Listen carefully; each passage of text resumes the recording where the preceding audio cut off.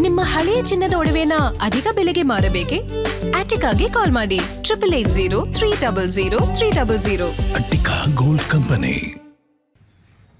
ಕರ್ನಾಟಕದ ಸನ್ಮಾನ್ಯ ಗೃಹ ಮಂತ್ರಿಗಳು ಪ್ರಿಯಾಂಕಾ ಖರ್ಗೆ ಅವರು ಅಧಿಕಾರ ತಗೊಂಡ ಸ್ವಲ್ಪ ದಿನದಲ್ಲಿ ನೇರವಾಗಿ ಇವತ್ತು RSSನ್ನು ಟಾರ್ಗೆಟ್ ಮಾಡಿ ಸಾಕಷ್ಟು ರೀತಿಯ ಅದನ್ನು ನೋಂದಣಿ ಮಾಡಬೇಕು, ಲೆಕ್ಕ ಕೊಡಬೇಕು, ಅದು ಇದು ಅಂತನ್ನುವಂಥ ಅಪಪ್ರಚಾರವನ್ನು ಮಾಡ್ತಾ ಇದ್ದಾರೆ. ನಾನು ಹೇಳೋದು, ನೀವು 7 ಕೋಟಿ ಜನಸಂಖ್ಯೆ ಇರುವಂಥ ಕರ್ನಾಟಕದ ಮುಖ್ಯಮಂತ್ರಿ, ನೀವು 140 ಕೋಟಿಯ ಜನಸಂಖ್ಯೆಯ ಅಲ್ಲಿ ಕೆಲಸ ಮಾಡ್ತಾ ಇರುವಂಥ RSS.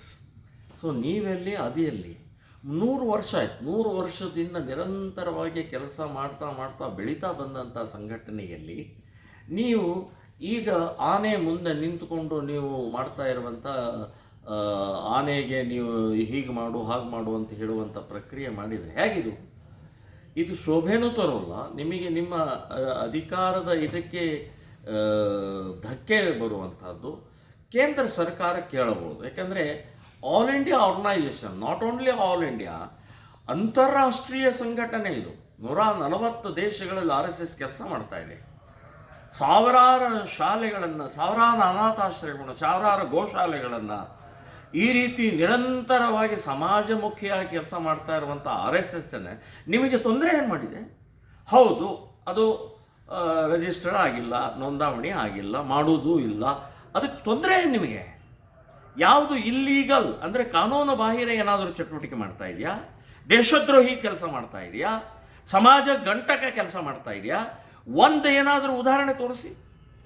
ಒಂದೇ ಒಂದು ಉದಾಹರಣೆ ಇಲ್ಲದಂಥ ಶುದ್ಧ, ಶಾಂತ, ಶಿಸ್ತುಬದ್ಧವಾದಂಥ ಸ್ವದೇಶಿ ಚಳವಳಿ ಮಾಡ್ತಾ ಇರುವಂಥ, ದೇಶಭಕ್ತಿಯನ್ನು ನಿರ್ಮಾಣ ಮಾಡ್ತಾ ಇರುವಂಥ RSS ಮೇಲೆ ಇವತ್ತು ನೀವು ಮಾಡ್ತಾ ಇರುವಂಥ ಈ ರೀತಿಯ ಟೀಕೆ ಅಥವಾ ಈ ರೀತಿಯ ನಿಮ್ಮ ಬೇಡಿಕೆ ಅಸಹ್ಯವಾದಂಥದ್ದು. ಇದು ನಿಮಗೆ ಯೋಗ್ಯ ತರುವಂಥದ್ದಲ್ಲ ಅಂತನ್ನುವಂಥದ್ದು ಹೇಳ್ತೀನಿ. ಸೊ ನಿಮಗೆ ಎಷ್ಟು ಲಿಮಿಟ್ ಇದೆ? ಡ್ರಗ್ ಮಾಫಿಯಾ ಕರ್ನಾಟಕದಲ್ಲಿ ಕೆಲಸ ಮಾಡ್ತಾ ಇದೆ. ಹೈಸ್ಕೂಲ್ ಹುಡುಗಿಯರು ಇವತ್ತು ಡ್ರಗ್ ಮಾಫಿಯಾದಲ್ಲಿ ತೊಡಗಿದ್ದಾರೆ. ಅದನ್ನು ನಿವಾರಣೆ ಮಾಡಿ. ಇವತ್ತು ಬೀಟ್ ಕಾಯಿನ್ ಮೂಲಕ ಇವತ್ತು ಎಲ್ಲ ರಾಜಕಾರಣಿಗಳ ಮಕ್ಕಳು ಎಷ್ಟು ರೀತಿಯ ಭಯಾನಕವಾದಂಥ ಸ್ಥಿತಿಗೆ ತಲುಪಿದ್ದಾರೆ. ಇವತ್ತು ವಿದ್ಯಾರ್ಥಿಗಳ ಆತ್ಮಹತ್ಯೆ ಮಾಡ್ಕೊಳ್ತಾರೆ, ರೈತರ ಆತ್ಮಹತ್ಯೆ ಮಾಡ್ಕೊಳ್ತಾ ಇದ್ದಾರೆ, ಕಾರ್ಮಿಕರ ಸ್ಥಿತಿಯ ಅಧೋಗತಿಗೆ ಹೋಗ್ತಾ ಇದೆ. ಸೊ ಈ ರೀತಿಯ ಬೇಕಾದಷ್ಟು ಸಮಸ್ಯೆಗಳ ಇದ್ದಂಥ ಸಮಯದಲ್ಲಿ ಆ ಕಡೆಗೆ ಲಕ್ಷ್ಯ ಕೊಟ್ಟು ಅಭಿವೃದ್ಧಿ ಕಡೆಗೆ ಲಕ್ಷ್ಯ ಕೊಡೋದು ಒಳ್ಳೆಯದು. RSS ವ್ರತ ನೀವು ನಿಮ್ಮ ಏನೇನೂ ಮಾಡೋಕ್ಕಾಗಲ್ಲ. RSSನ್ನು ಕೆಣಕಿ ಇನ್ನೊಂದಾವಣಿ ಲೆಕ್ಕ ಕೊಡಿ. ನೀವ್ಯಾರು ನೀವು ಕೇಳೋದು?